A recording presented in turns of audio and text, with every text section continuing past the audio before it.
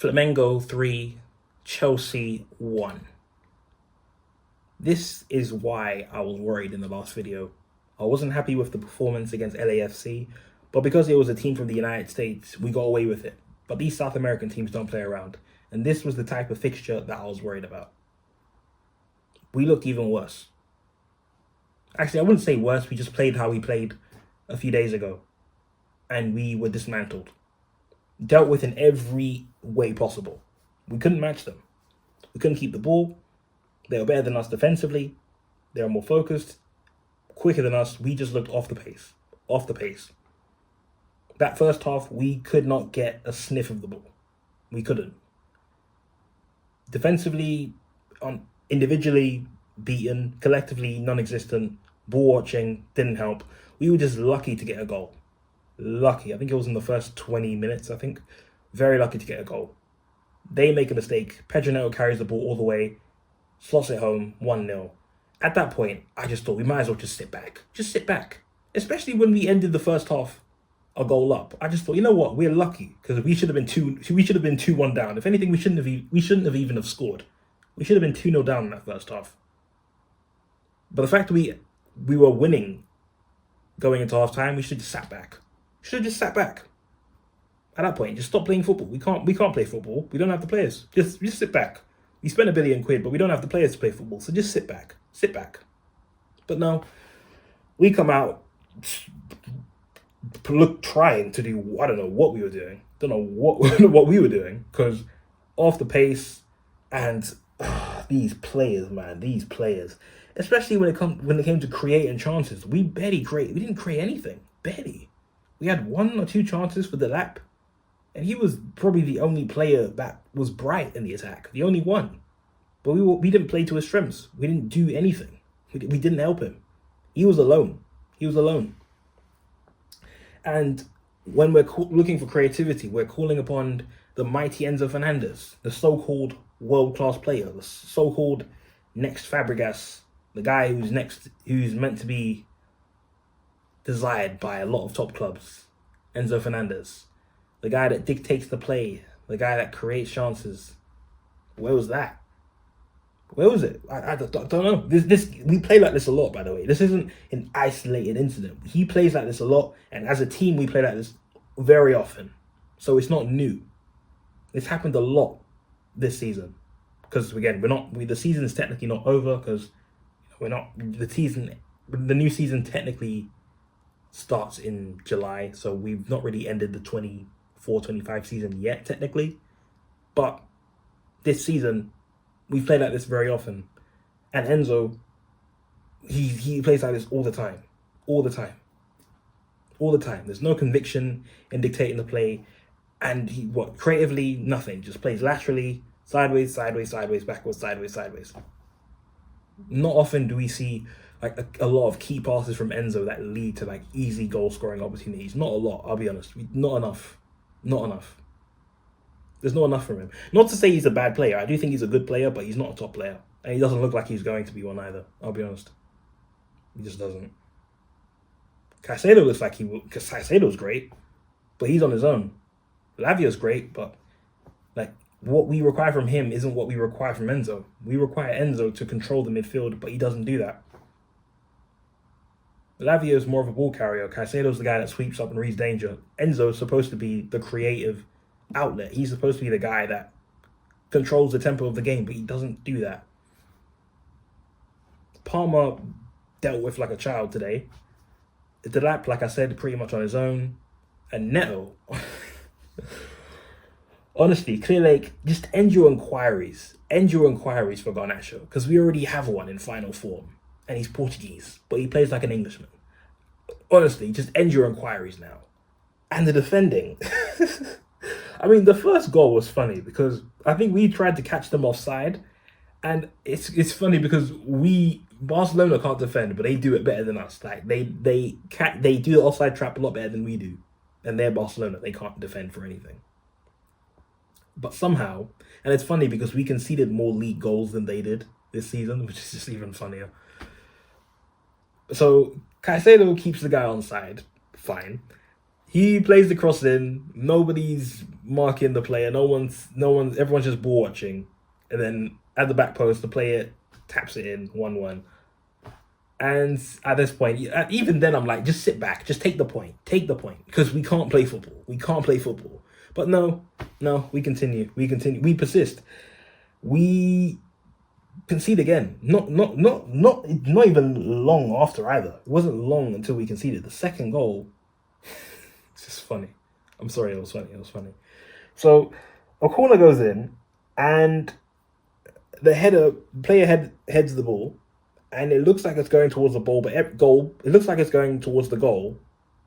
But everyone's just ball watching. This is what I'm talking about with our defending. Like, everyone's just ball watching. No one's paying attention. No one covering the back post. Nothing. Everyone's just ball watching. And then there's someone there at the back post. 2-1.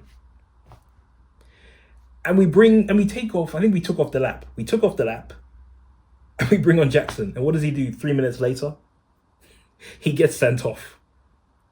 Like, this guy hasn't learned from Newcastle at all. He gets himself sent off. And we go down to 10 men. This is what we got to deal with. I'm sorry, but I don't care how old he is. But if anything, I'm tired of age being used as an excuse. You can't do that. He doesn't even try to get the ball. He doesn't look like he's even going for the ball. He went straight for the player. There was no need for that. No need. He was sent off, rightfully so. He was not going for the ball at all. And there was no need to even make a stupid challenge like that. Why? We're a goal down. We could still get back in the game if we want to, if we're actually on it, but no, we weren't. And Jackson just does that, and he just takes us out of the game. It's like stuff like that at this point. And it's funny because the other day I thought, you know what, he's not good enough to lead the line for us, but he could be a backup option. I don't even think he can be that. Because we bring him on, and he gets himself sent off, and we go down to 10 after like 5 minutes. It's like, you just came on and you've done this. Like, this is what we have to deal with. This is what £1 billion spent, but actually a £775 million squad, and this is what we've produced. We can't play football, and nearly every area on the pitch needs to be looked at. We have a terrible goalkeeper that our manager tirelessly persists with. Terrible centre backs that our manager keeps playing. A so-called creative, tempo dictating midfielder who does not do any of that. And then wingers who are supposed to be direct but are not direct. So what? Oh yeah, and he's inverting. Yeah, and we have our best right back playing in midfield, and our backup right back being inverted, and he's just dead weight. So that doesn't help. Oh yeah, let's just get to the third goal, by the way. Third goal, Cucurella gets skinned. And then the defending, like, it was comical. Like, how we couldn't get the ball off. It's funny. We can't. It's funny. Not a single tackle was made at that point. Could have been, but the defending was just comical. And then the final goal goes, and then the ball goes in the back of the net. It's ridiculous. So I think the first player tries to take a shot, but it goes off one of our players, and then it goes past Colwell. Even though, like, he could have made contact with the ball to clear it, like, it just gets past him, and then the other guy's there, hits it down the bottom corner, 3-1. And that's the end of the game at that point. It's over. We're second in the table. We have Tunis next to play. I don't know anything about them, but based on how they've done so far, I do think we'll beat them. I don't think it'll be convincing. I still think it'll be maybe like 2-1, something around there. But we have enough to get out of the group, but we're not winning this tournament. And we are not going far in the Champions League either. And we're not competing for the league. Not with these players. These players aren't good enough. Sanchez, Colwell, Chalobah, Gusto, Enzo Fernandez, Neto, Madueke. Oh yeah, that's even funnier. We're losing and we brought on Madueke. That's funny. And we conceded the third goal after bringing on Madueke. That's the funny part. Not because of Madueke, but we brought him on and we conceded, I think, 2 minutes later. I didn't even get to see a lot from Mark Yu either. Mark Yu came on, but we didn't get to see anything from him really. Because we could barely keep hold of the ball. So yeah, that was effective. And who else is a problem? Jackson. Oh, jeez. Yeah. Yeah. So yeah, we've got a lot of liabilities in the squad. A lot of liabilities. I don't know what to tell you. I don't know what to tell you. There's a lot of players who are liabilities in the squad. And the manager, he's another problem because the football, rigid, really rigid, predictable, and at a snail's pace. Like that's down to the manager. Because despite how good or bad you think these players are, I'm sorry, like a good coach can get more out of these players. I'm sorry. And we've been playing like this for the entire year. This isn't new. We play like this we play like this all the time. It's not new. It's not new. So Maresca, if he's going to last this season, he has to figure out a way to get his team moving and competing, because we have to compete for a title this season. We have to. If not, then what's the point? I'm sorry, I'm not hearing another top 4 race. If it's a top 4 race, then sack him. If we end up in a top 4 race this season, get rid of this manager. Get rid of him. I'm not hearing a top 4 race. No, I'm not hearing that. And these owners are a problem as well.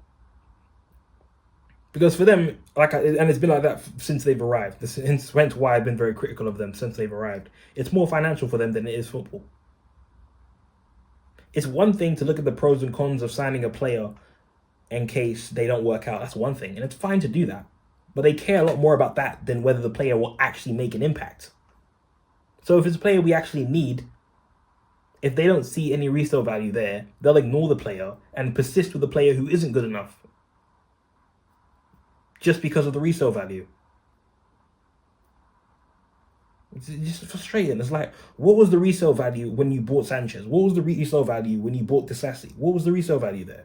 What was the resale value when you bought Dewsbury Hall? Like, and this manager, it's one thing. So the owners bring in dead food players, and then there's some talented players they bring in, but the manager we have persists with some of these dead food players. And the one goalkeeper we had who was half decent is not playing in this tournament. That's funny. That's funny. It is funny. It's funny because we couldn't guarantee him a starting role. But if we're happy with the goalkeepers we have, we might as well just guarantee them a starting role. We should have. Because from what I hear, these guys are actually, they don't mind. They don't mind persisting with Sanchez. And this manager's just fine with that. It's like, bro, your job is on the line here. Your job is on the line this season. But you're doing this to yourself. You're not helping yourself. And this isn't me saying sack Maresca. No, I'm just saying that he's not helping himself. Like, this is modern football. You don't have the luxury of being rubbish for 3 years and then being entitled to have more time. This isn't 1985. It's 2025.